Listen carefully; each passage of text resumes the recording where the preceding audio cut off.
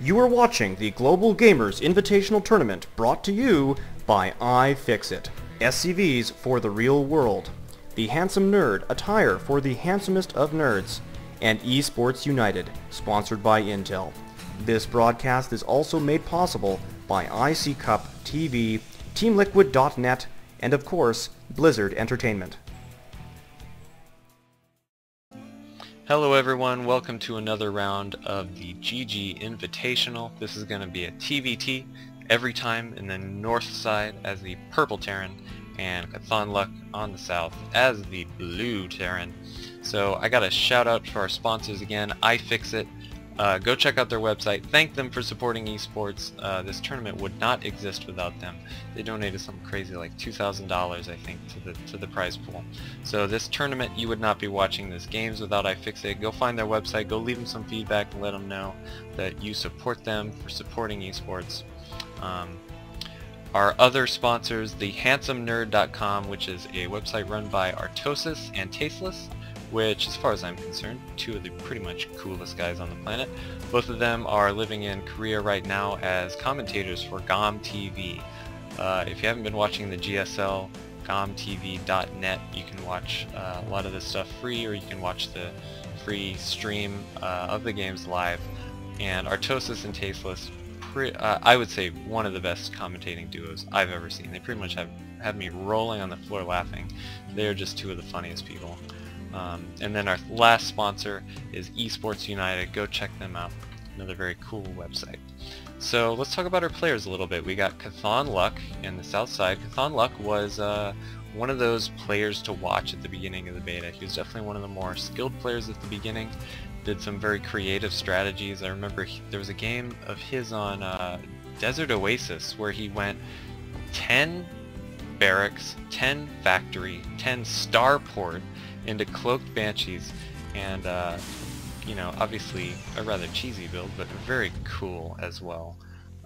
Those short air distances on Desert Oasis just made it very plausible.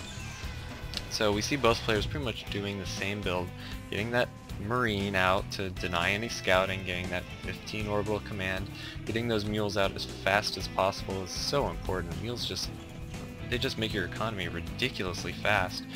Like anytime you're in a game and you use a scan instead of a mule, you notice it in your economy. You're like, where did all my minerals go? So getting those mules out is extremely important. Not much scouting being able to happen here. They're in basically the positions that you're going to scout the last if you're doing a normal scouting pattern. So neither of them are going to see anything besides some Marines, although CauthonLuck is going for the very typical factory.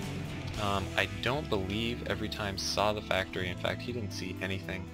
CauthonLuck, however, was able to see this barracks. He saw that it didn't have a tech lab, so he knows there's no crazy Marauder or Reapers or anything like that happening. Both players doing something very normal. As soon as you get your factory, get your second gas, and probably both going to be pumping out maybe a siege tank fast, or there's also a pretty popular 5 Marine 1 Hellion push that you can do.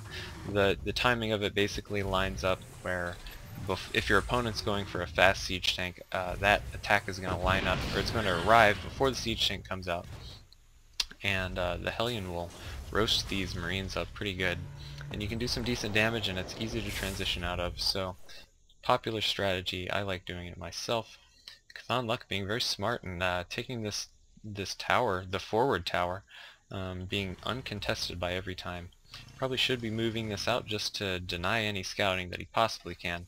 And CauthonLuck building a starport in the corner of his base. Ooh, is he going to try to do something sneaky with that? Not sure.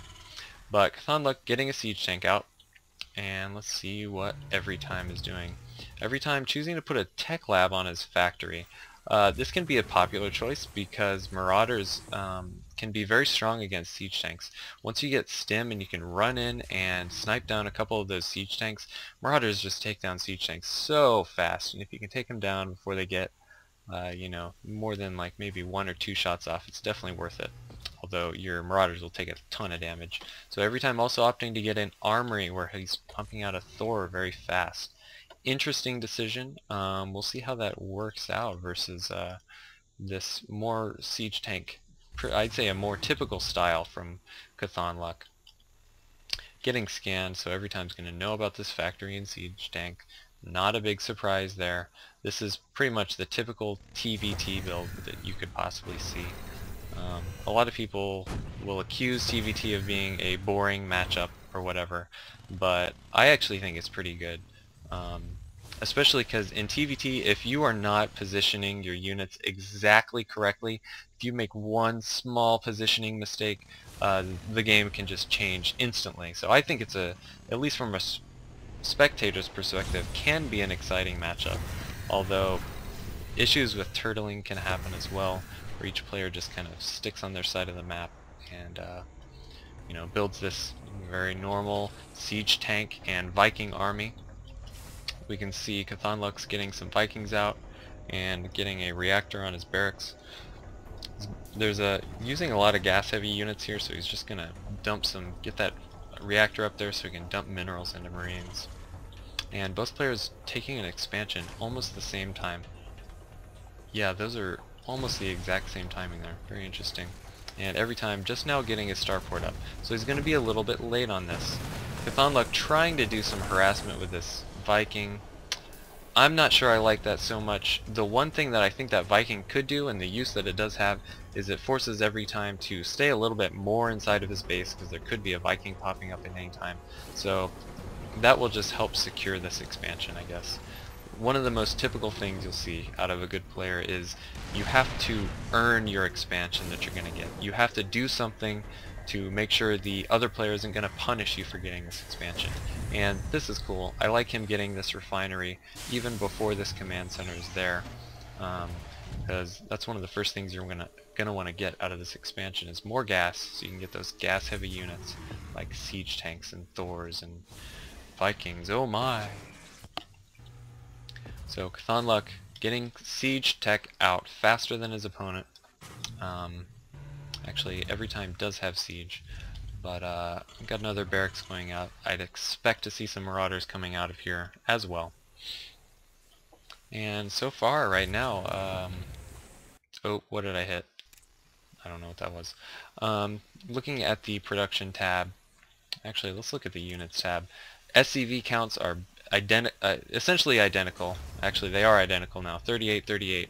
CauthonLuck, the only notable thing here is CauthonLuck has a serious Viking advantage, and basically what happens with Siege Tank Viking, which is the typical Terran versus Terran unit composition, is the fact that Siege Tanks can actually shoot further than their vision range.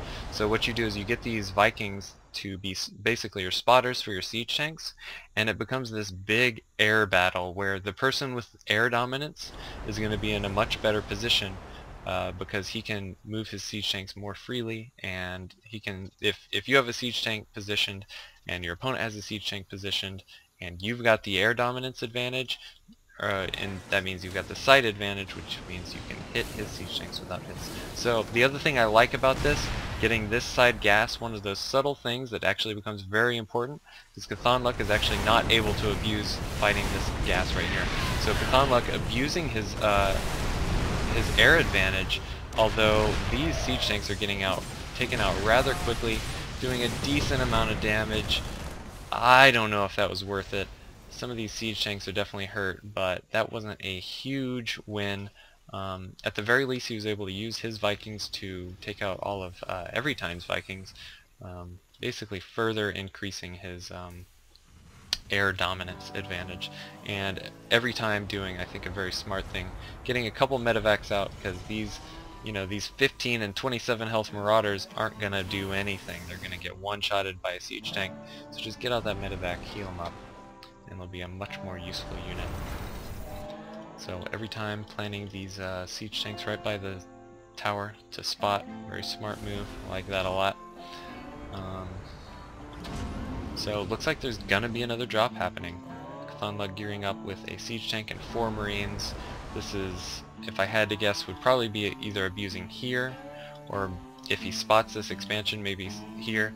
This cliff even becomes even more of a liability, because you can, with a siege tank, you can harass this expansion and this expansion at the same time. This cliff is just a nightmare for so many reasons. They can just be a lot of trouble for you. CauthonLuck putting a missile turret up right here, I actually like that move a whole lot. He's basically just trying to further press his air dominance. So if there's ever any kind of like Viking battle happening right here, his Vikings can always retreat behind that turret and he'll be totally fine. Looks like every time, like I said earlier, he's trying to earn this expansion. He's going to have to do something to push out to do this expansion, and at the same time a drop is coming in to his main. This is going to be a very serious situation for him. Definitely, CauthonLuck is definitely outmassed here. He's got way more Marauders right there, but oh my gosh, Everytime's army is totally out of position. This main is going to be essentially lost. He is going to have to absolutely sack that main, and he's going in for an attack. This is basically an all-in attack for Everytime. He's got to take out at least this expansion here if he has any hope of staying in the game. CauthonLuck pulling all of his SCVs off the line. He's got one siege tank to do damage to the rest of these, and Marauders backing it up. He's going to be able to take this out, and his main is just getting decimated. He's got one siege tank, maybe 5, 6 Marauders, and this is not gonna be enough. These Marauders are pretty good versus Vikings actually, but the siege tank backing it up, this is pretty much gonna be the end of the game, I believe. CauthonLuck is in a great place, and there's the HH by Everytime. Very unconventional HH. Not sure what that means. Anyway, so that was game 1. CauthonLuck taking this one. Let's go on to game 2.